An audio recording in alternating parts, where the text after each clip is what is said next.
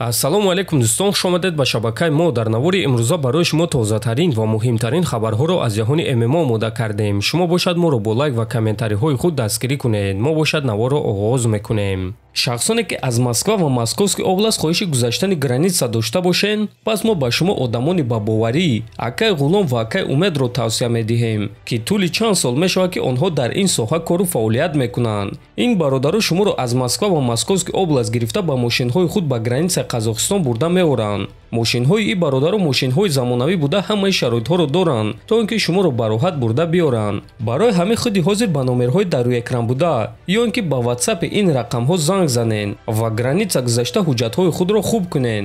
ва агар ки скидка гирифтан хоҳед, пас ҳатман аз номи канали мо Паҳлавон теҷа гап занед. роҳи сафед дӯстон. чемпиони пешина UFC ва ҳозира комментатори UFC Дэниел Кормье ба Макс Холлоуэй маслиҳат дод ки бо Дастин Порие муҳориба нагузаронад.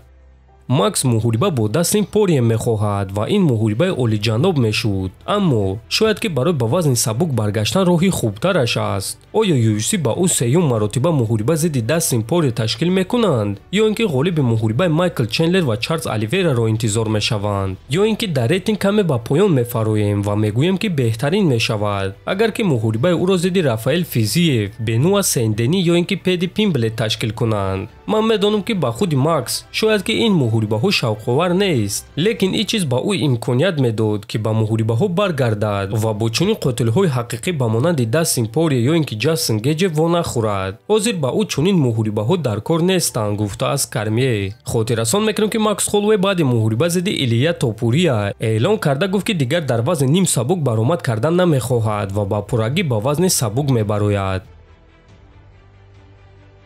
чемпиони вазни миёнаи UFC Дрикус Дуплеси гуфт ки дар муҳориба зидди Ҳамза Чимаев чӣ гуна меҷангад. ӯ чӣ гунае ки дар охирон муҳорибаи худ ҷангид бо ҳамон гуна нақша ба муҳориба мебарояд. ман низ ба актагон барои ҳамла кардан мебаром. ман барои ӯро куштан мебаром. ман ба он ҷо танҳо барои аз текдаунҳои ӯ худро ҳимоя кардан намебаром. ман ба он ҷо барои ҳамла кардан мебаром. гуфта метавонам ки рақибони Ҳамзат бесабаб танҳо дар ҳимоя кор намекарданд. онҳоро Ҳамзат маҷбур мекард ки ин корро кунанд. Усман дар аввал маҷбур шуд ки танҳо дар ҳимоя кор кунад ва ӯ ин корро хеле хуб ба анҷом расон.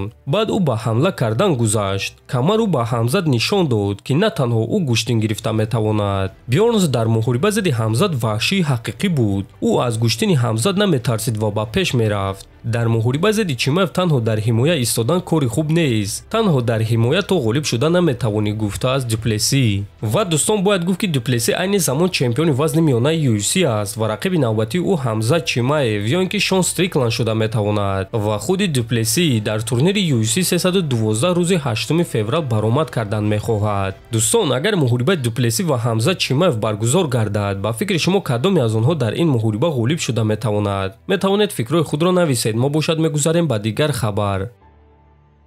чемпиони пешинаи вазни сабук UFC Чарлз Оливейра дар муҳорибаи унвонии вазни худ ки байни Ислам Махаҷев ва Арманд Царукян мегузарад прогнози худро дод. биёед суханҳои Ду Бронксро гӯш мекунем.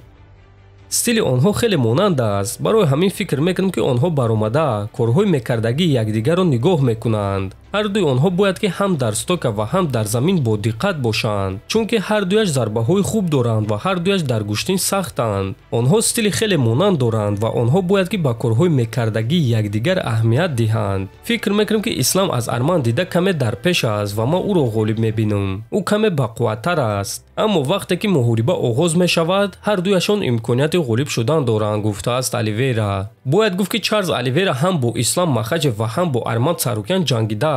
дар муҳориба зидди Махаҷев бо тариқи сабмишн шикаст хӯрда буд. ана дар муҳориба зидди Царукян бошад бо қарори на ҳамаи доваро. ҳамчунин ногуфта намонад ки ин реванш байни Ислам ва Арманд мешавад. дар якум муҳориба Махаҷев бо қарори доваро пирӯз шуда буд. акнун онҳоро рӯзи 19 январ дар турнири UFC 311 реванш барои камарбанд интизор аст. дӯстон, шумо бо прогнози додаи Чарлз Оливейра розӣ ҳастед ё не? метавонед фикрҳои худро нависед. ҳатман дар YouTube канали мо обуна шавед. то боздид. хонободу сарбаланд бошед.